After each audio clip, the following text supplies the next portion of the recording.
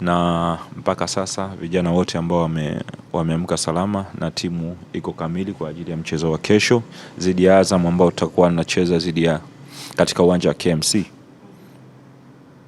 Ya tuko vizuri mpaka sasa hivi, lakini kwenye target yetu bado hatujafika. By the way, ligi bado inaendelea na tunaamini tutafika malengo kutokana na mechi bado zimebaki, na mechi zilizobaki tunaamini tutaweza kupata alama ambazo zitatupeleka kwenye malengo yetu. Lakini kabla ya yote tuna focus mchezo ambao tulikuwa nao ni muhimu, ndio ambao tumefanyia kazi zaidi, na ni mmoja ambao tunategemea kutufikisha katika malengo yetu.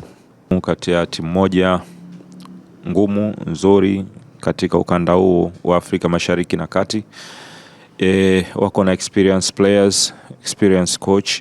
Yes, ni timu moja ambayo tumeshacheza nao raundi ya kwanza na waliweza kutufunga katika Azam Complex. So tumekaa chini na kutafakari, kuangalia makosa yetu na kuangalia uzuri wao katika michezo iliyopita.